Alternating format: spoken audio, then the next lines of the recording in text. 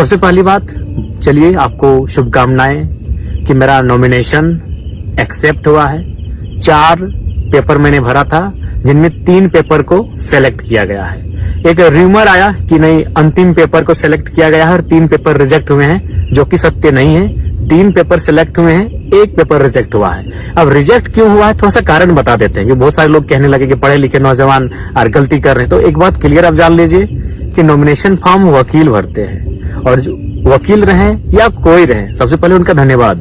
कुछ त्रुटियां हो जाती हैं, मानवीय भूल हो जाती हैं। तो समस्या ये थी जिस फॉर्म को रिजेक्ट किया गया कि उसमें हस्ताक्षर यानी नाम, वोटर आईडी का पार्ट नंबर, सीरियल नंबर किन्हीं और का था, और हस्ताक्षर किन्हीं और का बाय मिस्टेक इसलिए हुआ था क्योंकि हमने लगभग 2-3 दिनों में 5 बार हम लोगों ने पेपर में केस के सिलसिले में रिजेक्ट किया था, काट-कूट किया था, क्योंकि नया नया केस हमें मिलता जा रहा था और नया नया फॉर्म बनता जा रहा था, और बार बार फिर प्रस्तावकों का साइन लेना पड़ता था।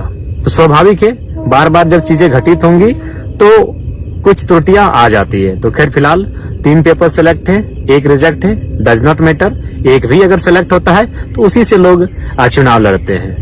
अब बात करते हैं उस दिन हुआ क्या था। केस के बारे में सब जानना चाहता है, बहुत सारे लोग मेरी जुबान से जानना चाहते हैं कि सच्चाई आखिर है क्या। क्योंकि एक लोग जो विपक्ष में बैठे हैं, जो आलोचक वर्ग है हमारा, वो एक प्रोपेगेंडा फैला रहे हैं कि यदि जयराम बाबू को इस केस की जानकारी नहीं थी तो फिर उनका हस्ताक्षर केस के एफिडेविट में कैसे आया। तो सबसे पहले मैं आपको क्लियरली बताना चाहूंगा कि 29 तारीख को जिस दिन मेरा नॉमिनेशन पेपर खरीदा गया, मैं कहाँ था पूरा राज्य जानता है। मैं चतरा में श्रीमान दीपक गुप्ता जी के, जो हमारे दल से हैं, उनका नॉमिनेशन था, यानी मैं दिन भर चतरा में था। मेरा फॉर्म धनबाद में बोकारो में हमारे साथी खरीद रहे हैं, और मैं कहा चतरा में। अगला दिन मैं कहा था हजारीबाग में, यानी फॉर्म जो भर रहे थे वो मेरे साथी भर रहे थे। 1 तारीख को मेरा नॉमिनेशन होना था और 2 दिन पहले ही हम लोगों ने फॉर्म लिया था। अब वहां डिटेल्स भरा जाना स्टार्ट हुआ। केस की जहां तक बात है, सबसे पहले हम लोगों ने 10 केस इंक्लूड किया था, यानी 29 तारीख शाम को 4 बजे जब फॉर्म भरना स्टार्ट हुआ तो हमारे साथी, हमारे वकील की टीम के माध्यम से 10 केसों की जानकारी दी गई। लेकिन जैसे ही 30 तारीख को सुबह हजारीबाग में मुझे जाना था संजय दा के नॉमिनेशन में, उसी दरमियान मैं गया प्रज्ञा केंद्र।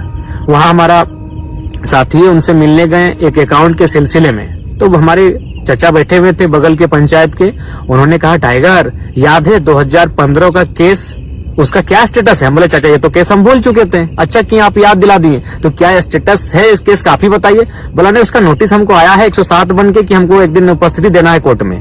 तो बोले आपसे रिक्वेस्ट है इस केस के बारे में डिटेल दीजिए। फिर उन्होंने 2015 का केस, जो सड़क जाम का केस था, और उस केस में कोई एक्टिविटी नहीं है, 15-10 साल पुराना केस हो चुका है, लेकिन अभी तक कोई एक्टिविटी नहीं। तो फिर उस केस का डिटेल दिया गया, यानी फिर उस डिटेल को हम व्हाट्सएप के माध्यम से अपनी टीम को भेजे जो मेरा फॉर्म भर रहे थे कि ये केस को इंक्लूड कीजिए, एक नया केस फिर मिला है। यानी वो केस इंक्लूड किया गया। अब केस नंबर 11 हो चुका है। कब हुआ है? संजय दा के नॉमिनेशन में हम जा रहे हैं, यानी दिन के 11 बजे मेरा केस नंबर हो रहा है 11। नॉमिनेशन होता है संजय दा का। हम बिशुनगढ़ आते हैं। संजय दा को कोई भी चाहे तो संजय दा से फोन में बात कर सकते हैं। बिशुनगढ़ जैसे ही हम क्रॉस करते हैं, संजय दा का फोन आता है कि जयराम भाई, नगली थाना की पुलिस आपको डिटेन करने के लिए आई है, आप नॉमिनेशन करेंगे और वे लोग डिटेन कर लेंगे, या फिर आपको नॉमिनेशन करने से पहले डिटेन करेंगे।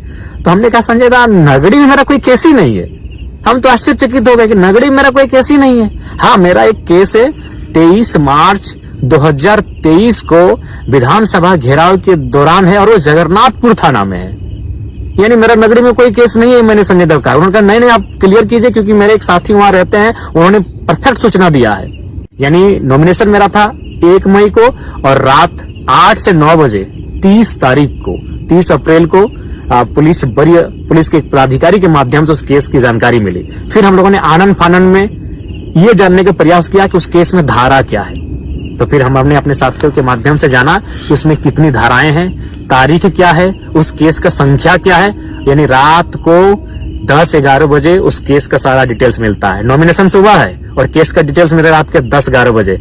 और हम लोग पहली बार, मुझे याद है 29 साल के कैरियर में, कि हम 1.5 घंटा फर्स्ट टाइम किसी रात को सोए हैं। 3 बजे सोए हैं, 4:30 बजे उठ गए हैं, यानी इतना रात भर हम लोग टेंशन में थे। यानी सुबह उठ के जो हम लोग का डॉक्यूमेंट तैयार हो चुका था, फिर उसको रिजेक्ट करते हैं, क्रॉस करते हैं। क्यों? क्योंकि फिर एक नए केस को ऐड करना था, यानी फ्रेश फिर बनता है। सुबह हम लोग नॉमिनेशन की तैयारी कर रहे हैं, सुबह हम लोग का काफिला सज रहा है, सुबह हमारी गाड़ियां सज रही हैं और हम लोग तैयारी कर रहे हैं नए पेपर भरे जाने की।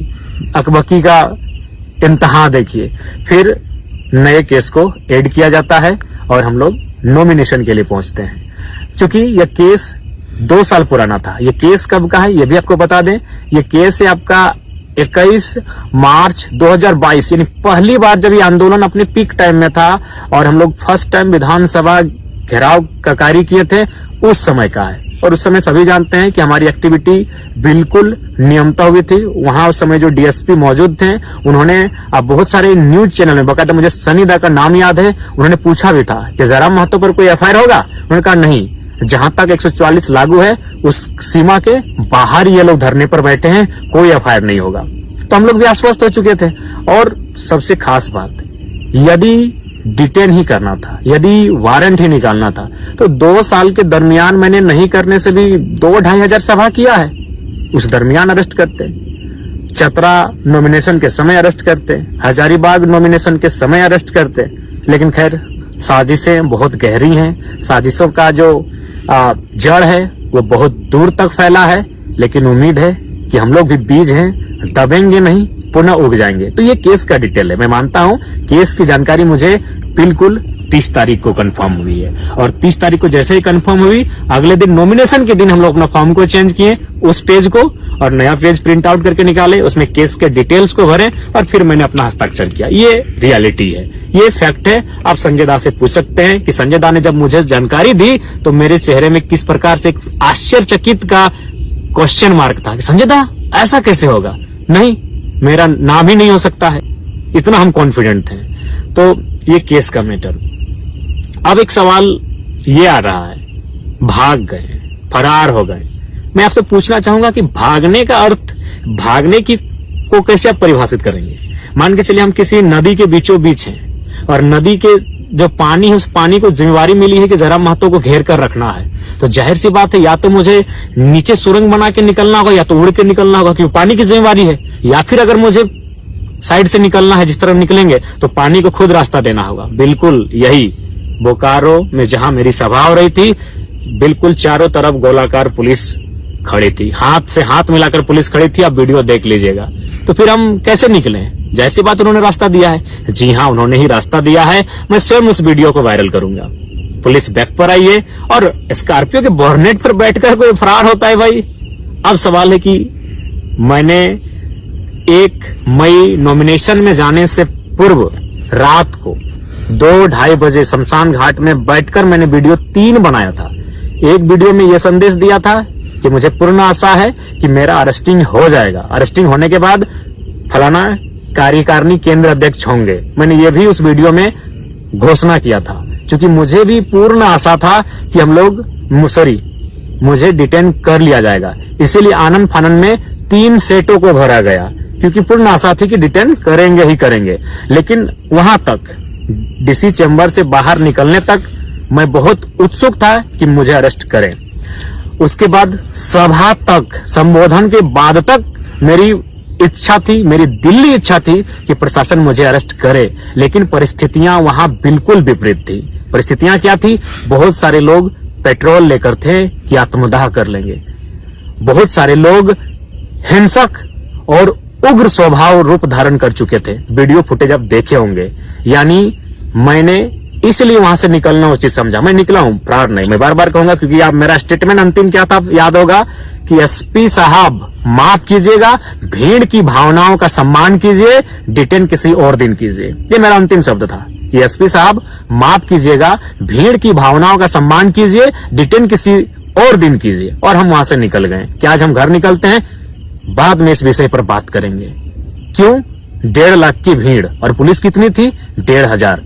क्या पुलिस में सामर्थ्य था कि हमें वो डिटेन कर लेते बिना किसी हो हंगामे के, बिना किसी उपद्रव के, बिना किसी मुठभेड़ के? पॉसिबल नहीं था।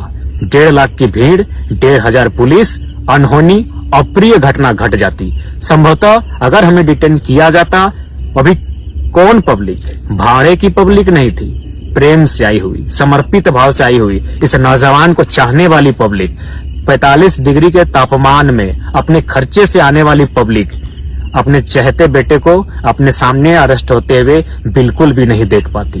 पता नहीं बोकारो का विधि व्यवस्था उस दिन क्या होता, पता नहीं बोकारो की परिस्थिति उस दिन क्या होती। कहीं कुछ अप्रिय हिंसक घटना न घट जाए, इसलिए मैंने बिल्कुल स्कॉर्पियो के बोर्नेट से कहा कि एसपी साहब माफ कीजिएगा, भीड़ की भावनाओं का सम्मान कीजिए, डिटेन किसी और दिन कीजिए। आप चाहे तो उस सभा में मौजूद तमाम मीडिया रिपोर्टर से पूछे, तमाम पुलिस के पदाधिकारियों से पूछे या जनमानस से पूछे। मेरा यही अंतिम स्टेटमेंट था, क्योंकि आसान नहीं था भीड़ को नियंत्रण कर पाना, आसान नहीं था मुझे वहां से डिटेन करके ले जाना। क्योंकि आप भी जानते हैं, आप हमें पसंद करें या ना करें, मैं ये अपने आलोचकों के लिए और विपक्ष के लिए कहना चाहूंगा, लेकिन ये आपको मानना होगा, आज लोगों के आशीर्वाद ने मुझे झारखंड का जन नेता बनाया है। आज 45 डिग्री के टेम्परेचर में लोग बिना अपना खर्च से गए थे, और आप एनडीए और यूपीए के प्रत्याशी कितने लोग अपनी मर्जी से गए थे और कितने लोग साधन जुटाने के बाद गए थे नामांकन रैली में, ये बताने की आवश्यकता नहीं है। गांव में चर्चा है कि टेम्पो में कई रुपया दिया गया था और बोलेरो वालों को कई रुपया दिया गया था और दिन भर रहने का कई रुपया दिया गया था, ये किसी से छुपा नहीं है। मैं कह रहा हूं 10%, 15-20% गए होंगे उनके भी रैली में, जो उनके नजदीक के लोग हैं, जो उनके समर्थक हैं, लेकिन मैक्सिमम लोग भाड़े से लेकर गए थे, ये आपको मालूम है। तो ये बिल्कुल परिस्थितियां सामान्य नहीं थी कि हम वहां से डिटेन कर लिए जाते। मैंने यहां तक वीडियो आप किसी चैनल में देखिएगा कि डीएसपी साहब से हम कान में बात कर रहे हैं। ये कौन सा तरीका है कि भागने वाला आदमी डीएसपी से ऐसे कान में बात कर रहा हो? हम बोर्नेट पर बैठे हैं और डीएसपी साहब बगल में। हम उनको क्या कह रहे थे कान में पता है कि सर या तो पिंडराजोड़ा थाना में हमको डिटेन करने का मौका दीजिए या तो पेट्रोबार में दीजिए। यहां से पॉसिबल ही नहीं कि आप हमको पकड़ के ले जाएंगे। यहाँ उपद्रव हो जाएगा, यहाँ अप्रिय घटना घट जाएगी, क्योंकि पब्लिक का मूवमेंट गजब का है। भावनाओं में भी है, आंखों में आंसू भी है और आंखों में अंगारे भी हैं, और मुझे लगता है बोकारो आज जल जाएगा। इसीलिए विधि व्यवस्था को मेंटेन कीजिए, डिटेन किसी और दिन कीजिए। और बिल्कुल स्कॉर्पियो के बोर्नेट से मैं निकला हूं, उसके बाद फिर मैं नीचे बैठा और निकलते रहा। बिल्कुल पुलिस चारों तरफ थी भैया। भागना मतलब कि उड़ के जाते तो भागा मानते, नीचे सुरंग बना के जाते तो भागा मानते। चारों तरफ पुलिस है, वहां से हम कैसे पार होंगे? तो किसी ने हाथ छोड़ा होगा अपना, किसी ने रास्ता दिया होगा।